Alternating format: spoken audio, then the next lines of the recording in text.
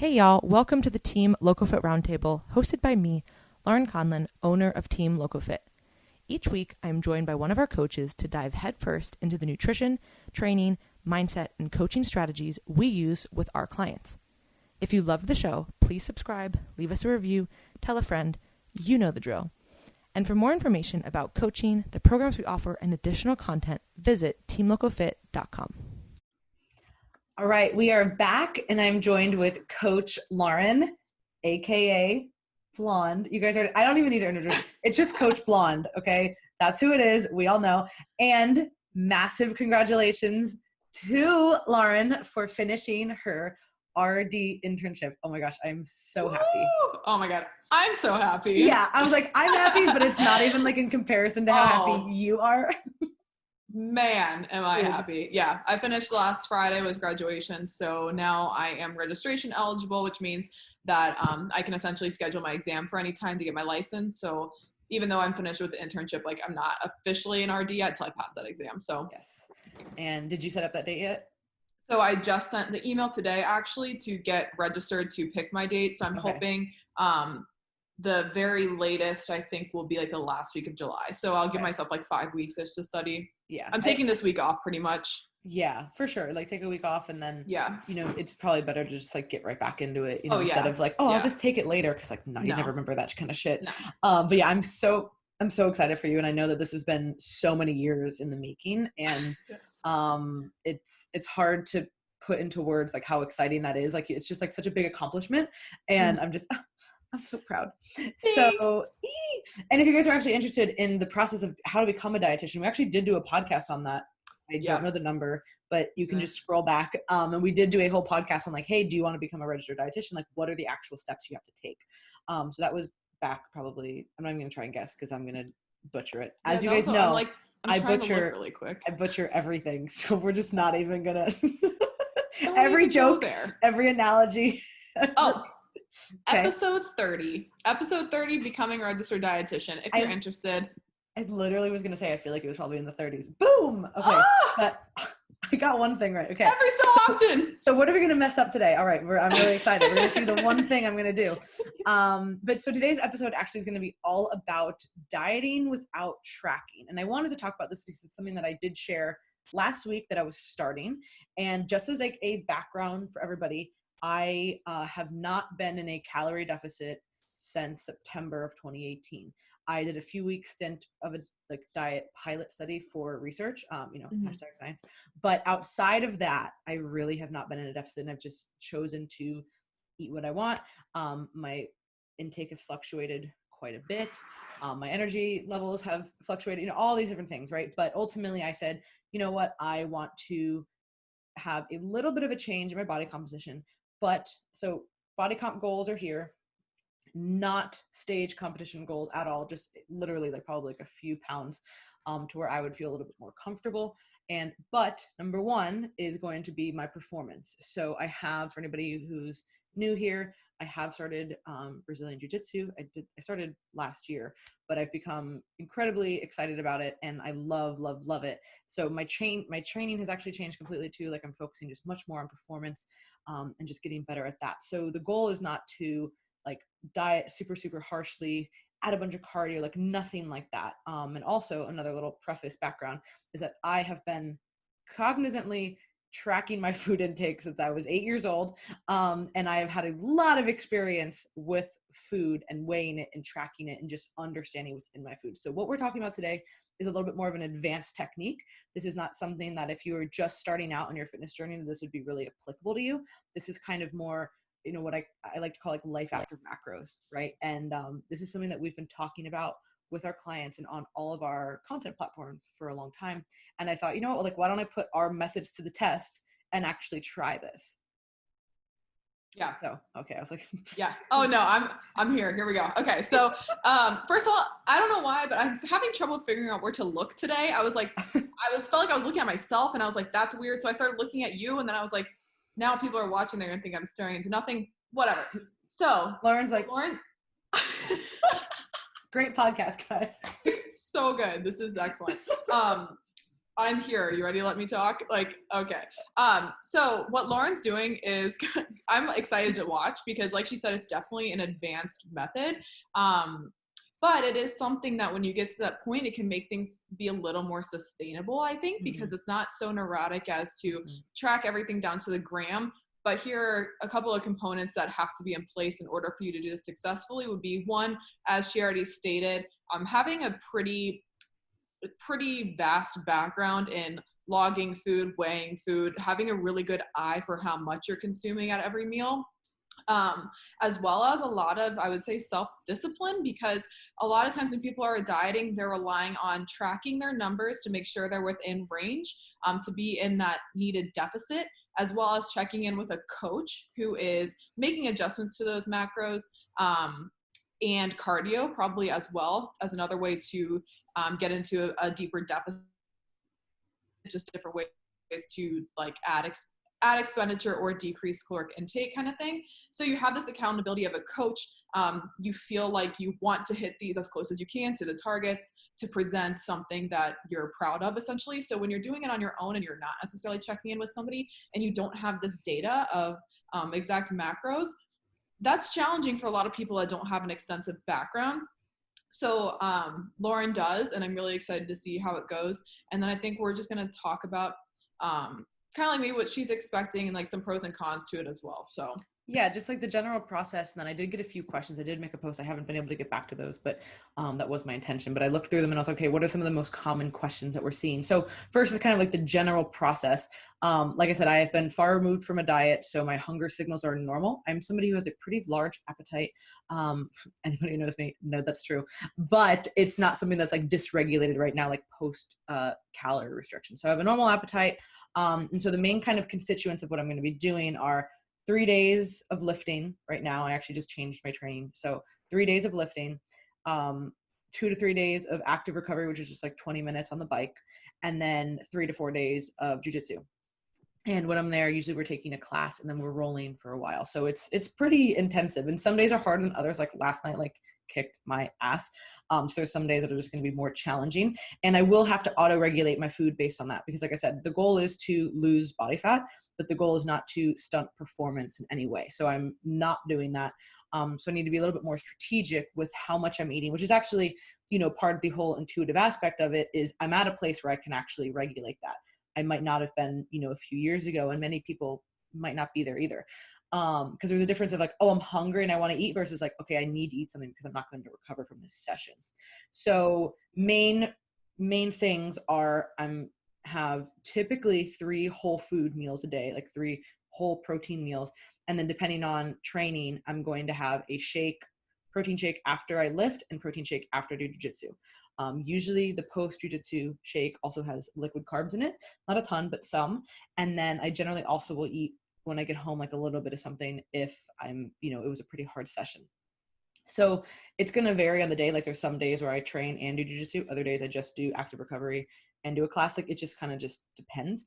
And then the other thing too to monitor is going to be like my satiety, which is the hard part. But it's kind of, you have to be on that edge of a little bit of an edge of hunger.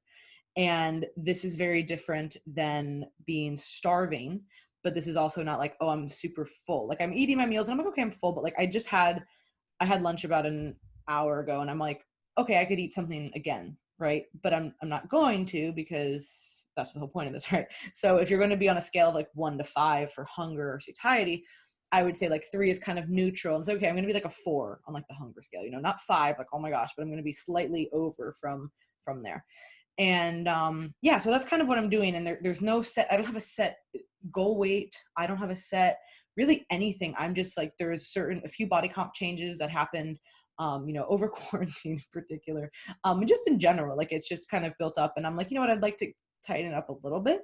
And so I'm just going to be going more so by those kind of markers, really how I feel, because again, I'm so in tune with that to where I know like, okay, this is what I'm comfortable with.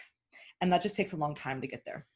Yeah, you were kind of like just segued into the point that I wanted to make, which was just the difficulty, but also like beauty when you get to the point where you can accurately self-assess. So I think there's always a little bit of a distortion when you're trying to assess yourself. So we see this a ton on the extreme end with competitors who are just like ripped to the bone, and they're like, I'm just not lean enough. And it's like, you're psychotic, get out of here. So that's our job as a coach. But when you're not checking in with somebody, yeah, the prep goggles. But when you don't have somebody to check in with and it's just you, I think it is fantastic that you just mentioned that you're going to be paying attention to how you feel, because for somebody that has kind of like done the restriction, dieting, surplus, kind of like cycle back and forth for the purpose of stage, you have been on the extreme end of surplus, where maybe you put on weight with the goal to have a better physique when you're competing, but it got you to a point where you felt a little uncomfortable, which is where we tend to take the clients for a bit. And you've also been to the extreme end of just absolutely shredded that you can't sustain. But there is that point where you feel the most comfortable at. So when you start to tip over that a bit, whether it be from quarantine or whatever the case may be, you are well aware of that. Yes. And it doesn't necessarily have to be glued to the scale, although I do find that when I was weighing myself, there was always a range that I found myself falling back into, but maybe I felt a little more comfortable a couple pounds below that kind of thing. So I think it's just really important to have that awareness and self-assessment, that it's not going to just be all about how you look.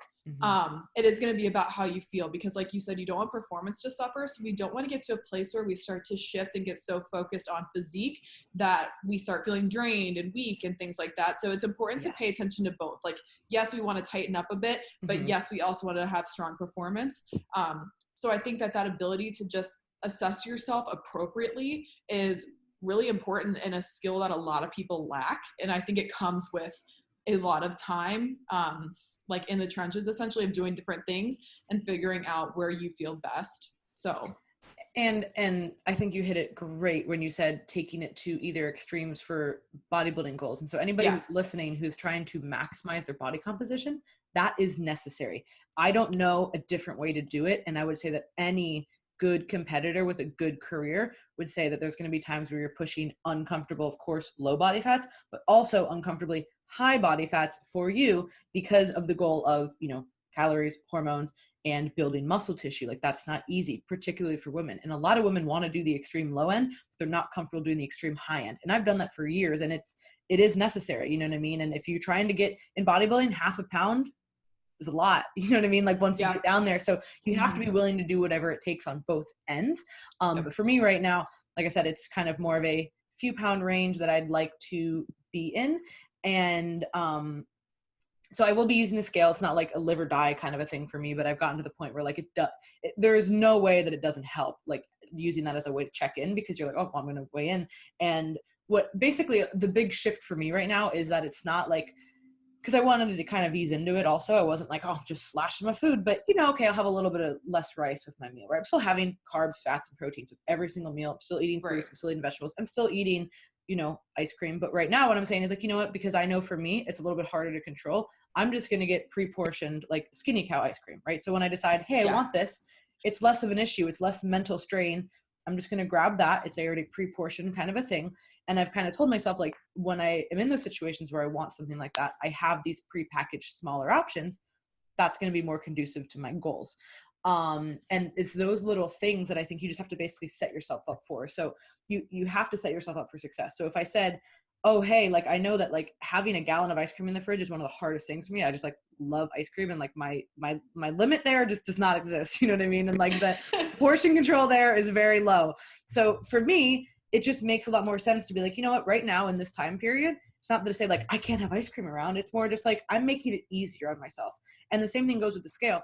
You know that if you're going to weigh in the next day, you're like, oh, maybe I shouldn't have that tonight because I don't really need it. I'm just trying to eat it. You know what I mean? So it is important, I think, to use some kind of hard, metrics. So the scale is just an easy one. One thing though, is with jiu-jitsu, I am also hyper aware that given a training night or a not training night, my weight will definitely fluctuate a lot the next day. So I sweat a ton, but I'm also eating later and staying up later. So there's a few factors there.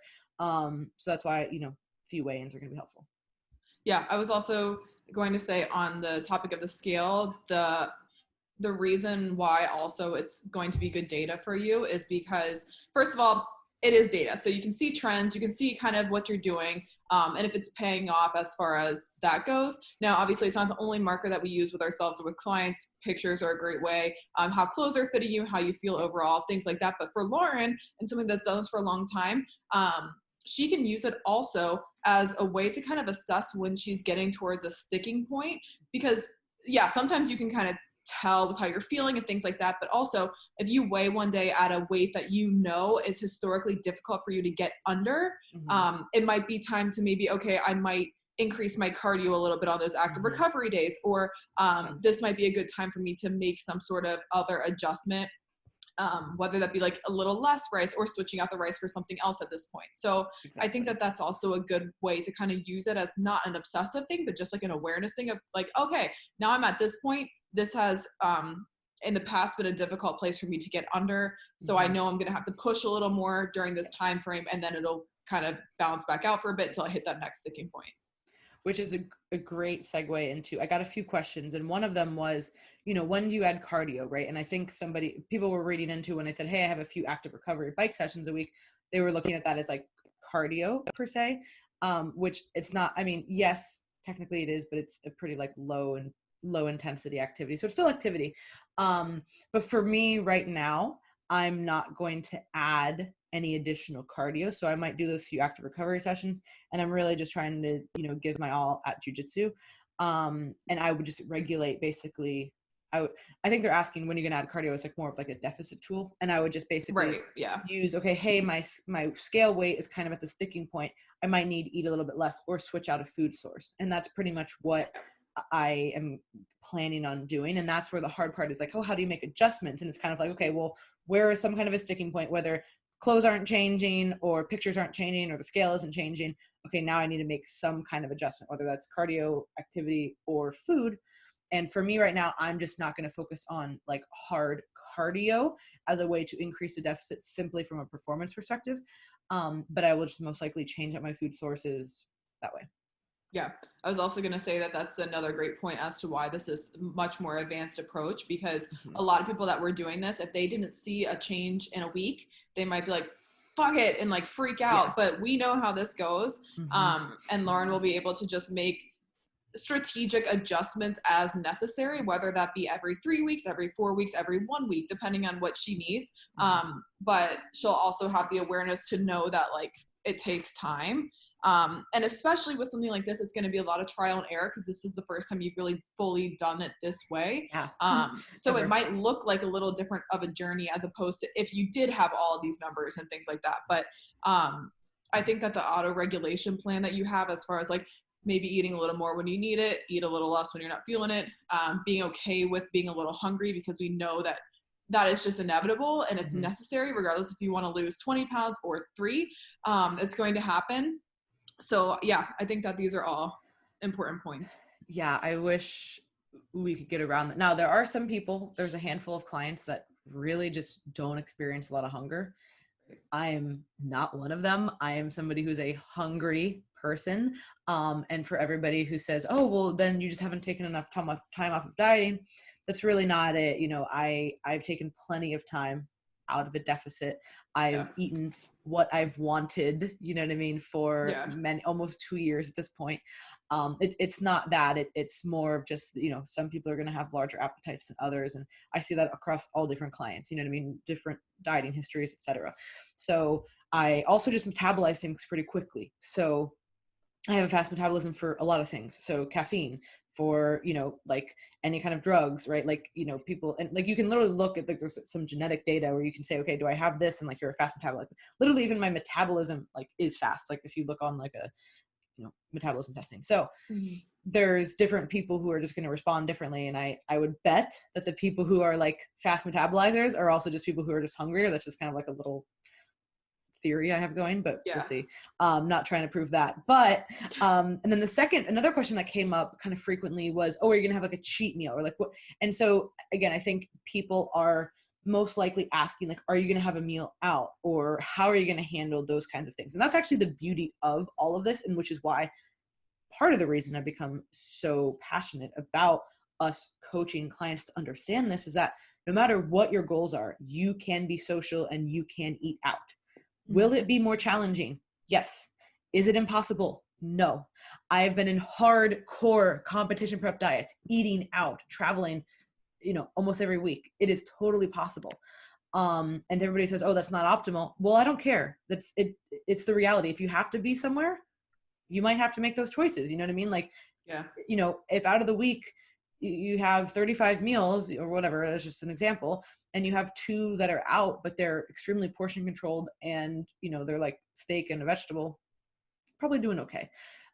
So I don't like that argument at all. And I will like literally like plant my flag on that forever. You can make those choices. Like, you just have to make those choices that you want. Yeah. So for example, for like the cheat meal thing, or this is a perfect example for the weekend.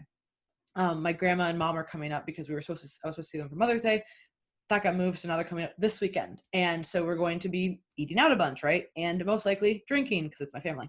So what am I going to do about that, right? Well, I enjoy eating out. I enjoy alcohol. I also enjoy dessert. But I know that I have to pick certain things. And that's what all this is about. It's all about choices. Everything in life is about a choice. So when we're eating out, I'm going to make what I will call healthier choices, right? So like less calorie dense choices, focus on the protein, most likely ask for it cooked without oil and butter and things of that nature. Make sure I'm getting some vegetables, and then maybe like have like half a side. And then if I decide to drink, I'm going to choose a handful of drinks, and I might not get dessert, or I might get dessert and share that and have a few bites. You know what I mean? It's not like, oh, I'm getting my own dessert and I'm having a few drinks and a full blown dinner. It's just not going to work out for my goals right now. But I can still go out and I can still make these choices and just be slightly more moderate with them, which I think is the most exciting part about all of this, and really kind of putting that into practice, because that's what this is all about. It's not about, hey, I want to diet a few pounds off and then have them come back on. This is not a competition diet. This is just like, hey, I'm trying to get a little bit lower and kind of hang out there. So why would I do something that's so extreme, like cutting out, eating out, and not being able to enjoy that? Right. Yeah. I'm not doing that. I think, no, she's not doing that, guys. No. If you can't see her hand, she's giving extreme sass. Don't look too closely at my hands, though. Oh, but don't look at her arm. She is bruised to the fucking core, this girl. She and then she raised her arm. She's like, oh, there's more. I was like, you need to have your arms at your side, palms facing your legs this entire podcast, which is hard for her because she talks with her hands more than anybody I have ever known. It's so bad, especially when I present. How bad is it when I present? Oh. Like at the Physique Summit, I was walking the whole time and just talking. If you take the front row seat at one of Lauren's seminars, you need to wear a helmet because you risk getting punched in the face by her fucking hand gestures. Hey, sorry guys, I get excited. She gets a point across. Yeah, she's passionate. I get very excited. She's passionate. Yeah, so I agree 100% with everything you just said, and I think that again, you mentioned that that's the beauty of all of this, is like being able to put some of this in practice. And I think it'll be really valuable to take back to clients, because how much do we see people struggling with the concept of eating out, eating something that they did not personally prepare, even if it's the same freaking thing, like the same thing. So I think it's going to be really cool that like, oh, hey, I literally didn't track an ounce of this and I was fine, and I will continue to be fine. So, yeah, that's such a big barrier that we see with clients that are so encapsulated essentially by their tracking app, and like slightly kind of like orthorexic views on like, it has to be this way, it has to be cooked with this. So I'm really excited about that feedback. It's really unfortunate, and that is why we've taken such a hard stance on, we are working on adding in untracked meals to our clients' plans, and that gets misinterpreted so many ways. And part of the misinterpretation is that it is really hard. Yeah. It's really hard to start doing. So people will basically see that, and they see those, few weeks, maybe even few months of struggles. And finally we peel back all these layers and we're like, oh, okay, now this is why this isn't happening, or this is why this is so hard. But it always comes back to something. It always comes back to like, that's an issue. And really, like, if anybody wants to actually have like true food freedom and be able to maintain your goals, you have to be able to have this mindset. And it took me years, you know what I mean? And that's why we are also, I guess just passionate is the right word about it, and helping our clients get through that. So I'm excited. I need to do a better job at documenting my food. I'm going to turn into you, and I'm just going to start posting my food on Instagram. How about that? Yeah. Your food is so aesthetically pleasing, which mine isn't not, but yours is definitely way more.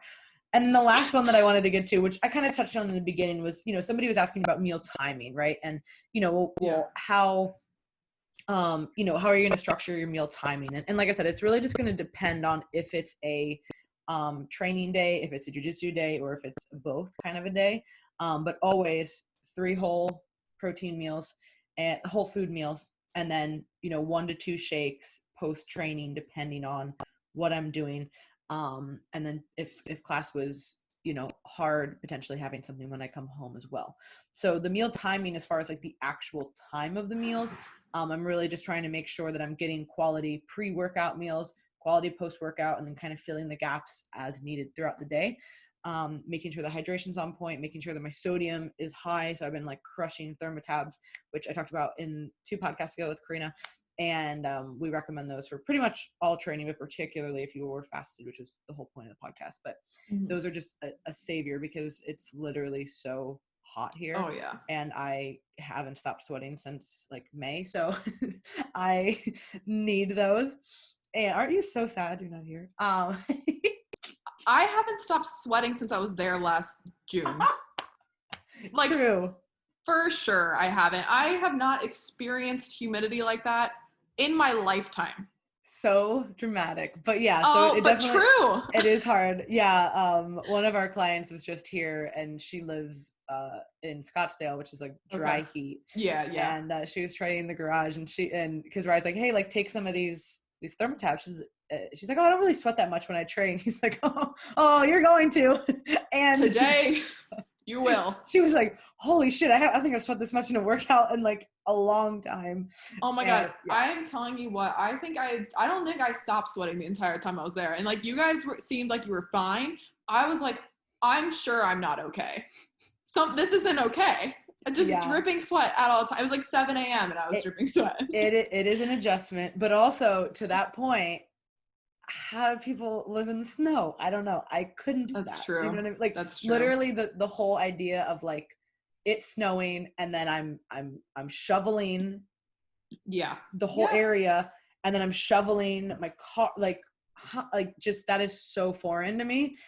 And wearing like 18 layers, which I cannot so I go to St. Louis all the time with First Form and it gets pretty cold there, like if anybody didn't know, which again, like I didn't know, but they have very distinct like 4 seasons, like they have every fucking season.